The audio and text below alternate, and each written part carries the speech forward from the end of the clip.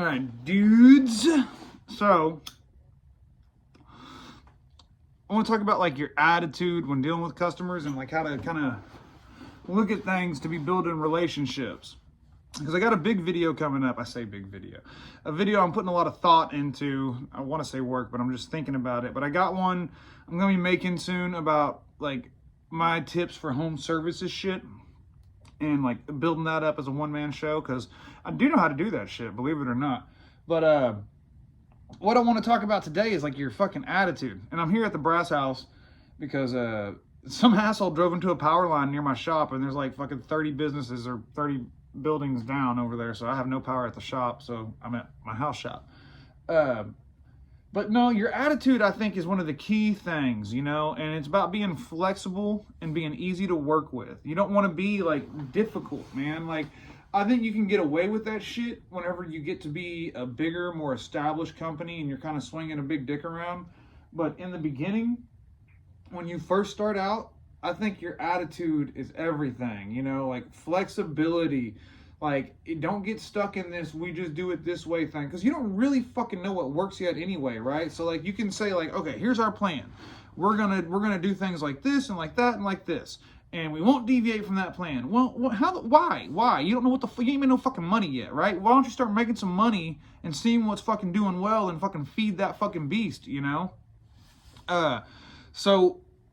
like in particular, like I've a lot of companies I've worked at in the past have like a big rule on like no pricing over the phone, and that's always been a pain in my ass. Like I disagree with that. Like I would way rather find out a lot of these customers aren't my customers with a fucking quick like they're like, hey, you know, I'm trying to price water heaters. You got any like a ballpark of what a water heater is going to cost? And you know, like $2,400 depending on where. That's what I usually say. Kind of there's some situations that can make it higher or lower depending, you know.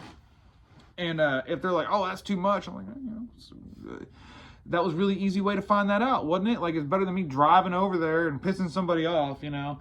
But another example of that today, like with commercial work, a building engineer that I know but don't have a great, like, working relationship with because he's kind of, like, deals with another company. But he was like, hey, man, this other company I deal with, they're fucking taking forever to give me a price on installing some flood stops for water heaters, 3 water heaters throughout the building.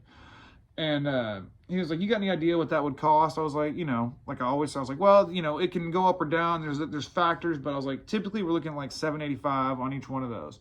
And he was like, man, awesome, man. I really appreciate it. Like, you know, this other company, I've been asking them since last week to come out here, and they're talking, they're going to try to come by today to look at it, but they don't know, and they won't give me a price over the phone. And I'm like, well, I was like, I don't even have to come by. I was like, that's $785, you know. I was like, in all honesty, if you're doing 3 of them, it'll work out at that rate for me. I was like, you know, I can come by and, you know, look at it if you want. And but he was like, yeah, if you can, just so I can make sure and get a good quote and get it approved. But it's yours, buddy. You got it. This is your work, you know. And it's because I was flexible and like I made this easy for him. It's like, how do you want to do it? Okay, I'll do it that fucking way.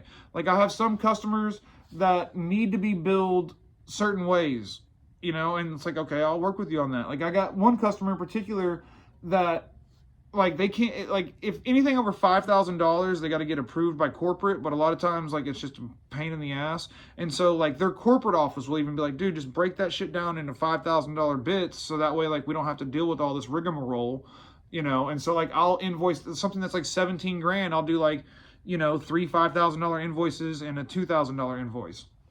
And like, you know, so that way it can just because I'm easy to work with, you know what I mean? Like I'm not one of those guys that's like, no, our policy is we do one invoice and one invoice only. If you want to do it on the back end, that's your, like I've known so many guys who love to tell customers what they won't do. That's their favorite fucking shit, is to tell people what they will and won't do.